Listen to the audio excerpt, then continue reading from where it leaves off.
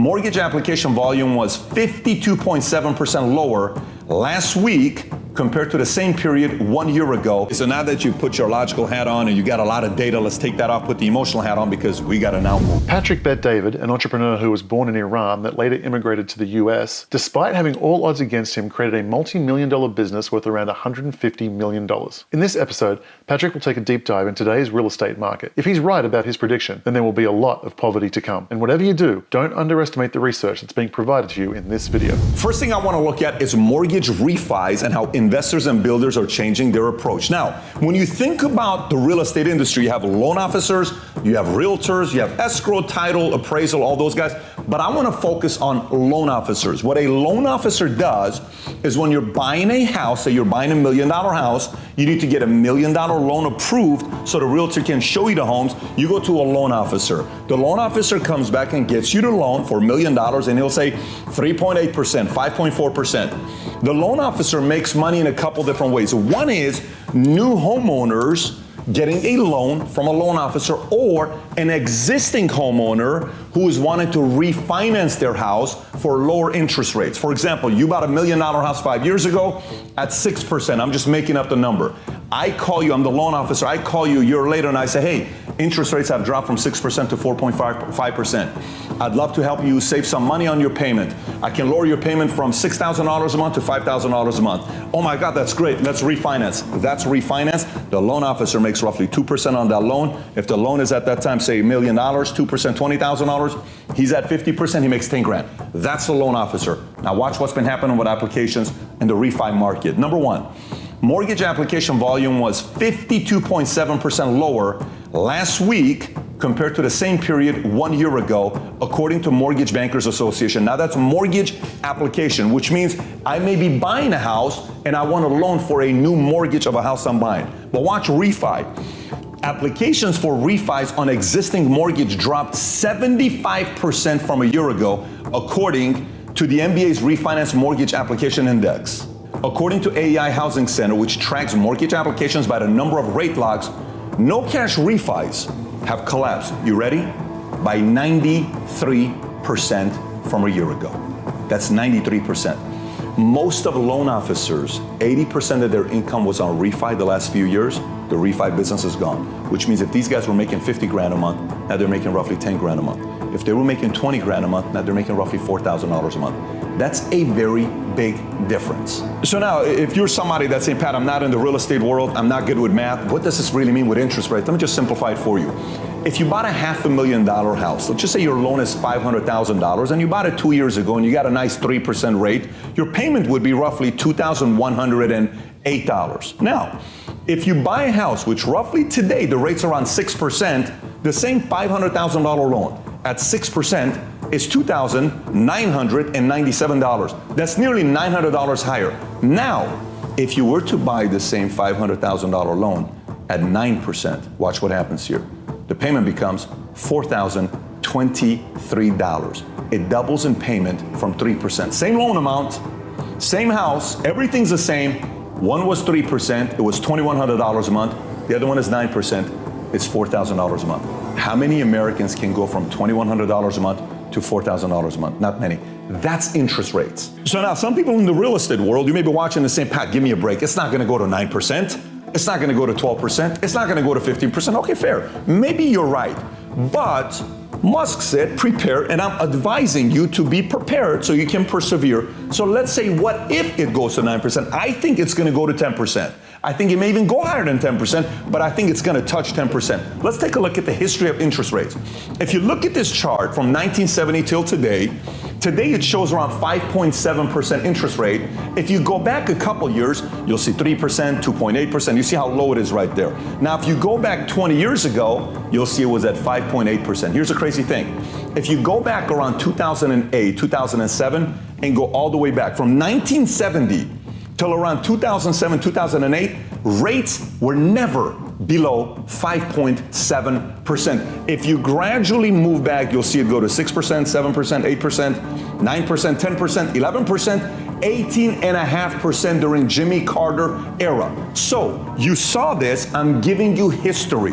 I'm not selling you a loan. I'm not selling you to sell your house. I don't benefit from you doing anything with your house. I'm not in that business. I'm giving you stats. Here's a part you have to be very careful with. Go to 81 when Jimmy Carter was president and it was hyperinflation. Everybody was like, oh my gosh, what's going on? CD rates were at 14.5%. What did we do back then that caused rates to go this high versus today? What we did back then, was it as ugly as today? Was it a big pandemic back then? No. Today, printing money after printing money after printing money after keeping rates so low, after all these things happening, we have fed the economy with so much fake success that it's about to pay a price for it. Meaning, be prepared that it could go that high, but definitely be prepared that it could touch 10%. And if it does, my example of $500,000 at 3.69%, you got to do the math at around 10%. Here's what this means. A $500,000 loan is probably going to be a $250,000 loan 5 years from right now at 9%, which means value of property could drop 30, 40, 50% in certain areas. Not saying it's going to happen, just be prepared that it could. Less disposable income leads to less spending, lower business profits, layoffs, unemployment, foreclosure, bankruptcies, divorce, crime, drugs, OD, alcohol, protests, riots. Okay, what does this lead to? Layoffs. There's layoffs everywhere. Compass. I love Compass. I've done business with Compass for many, many years. They're great. Compass is letting go 10% of their sales. Compass is like the high-end community realtors. If you work at Compass, it's very prestigious. They're letting go of 10%. Okay. Redfin announced they're laying off a ton of people. Chase, they're laying off just 1,000 loan officers. And then you're seeing layoffs in all these other industries. But this is what Freddie Mac's deputy chief economist, Len Kiefer, said last week, tweeted about this. He said, the U.S. housing market is at the beginning stages of the most significant contraction in activity since 2006. By the way, keep in mind, he doesn't get paid to do this. He's in the industry. So Freddie Mac knows something about this because they've been through this before, but they're also saying it's going to be worse than 2006, which the last one I'm going to share with you in this topic is foreclosures. Why foreclosures this early? Aren't foreclosures are supposed to happen 6 months from now, maybe next year?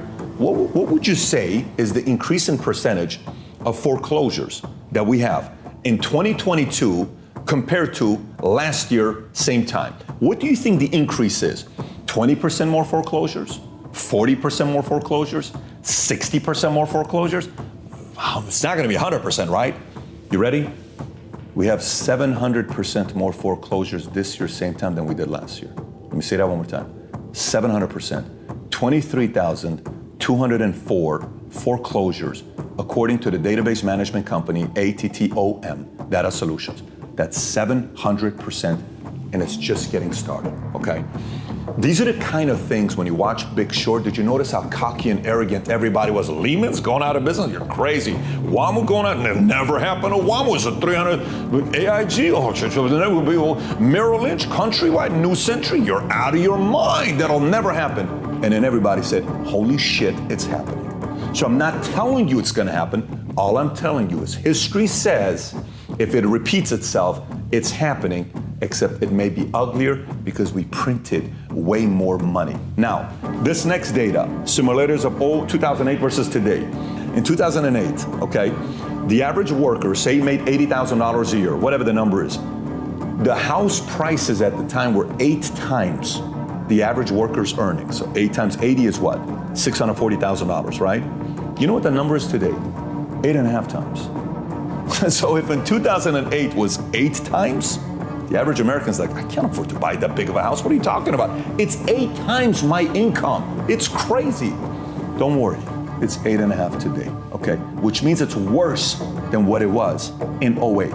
Which means what? It's gotta come back down to around 3 or 4 times, which is the number, okay? It's either income's gonna go up, which it ain't gonna go up because there's layoffs, or the price of real estate's gonna come down. So again, if you're watching fear porn like Dave Ramsey says, I'm giving you stats. Go chop these data up and say it's a bunch of crock or whatever, but give your argument. This is data telling you 8.5 times today versus what it was in 2008. So everything we talked about so far is real estate related, right? It's all tied to real estate. But what about crypto? All these people that became crypto millionaires, 80,000 wiped out. 80,000 crypto millionaires wiped out. What do you think they were buying? Nice homes, nice cars, nice watches, wiped out. Luxury watches, exotic Rolexes, Patek Philippe, they were taking a massive hit. Exotic cars taking a massive hit. All the tech stocks, NASDAQ is down. S&P is down 19% for the year. NASDAQ is down 28% for the year. It doesn't matter where you look at. Everything's taking a hit and everything's intertwined. So when you're looking at this data and you're asking yourself, how bad can it be? Michael Burry from The Big Short said the following. He said, as I said about 2008, it is like watching a plane crash. It hurts, it's not fun, and I'm not smiling. He also predicted that the next crash will dwarf the 2008 bust, which sparked a global financial crisis. Okay, so now that you put your logical hat on and you got a lot of data, let's take that off, put the emotional hat on, because we gotta now move. You gotta move. Click here to watch Coinbase CEO tear apart FTX for the crimes they knowingly were committing that led to its rapid crash.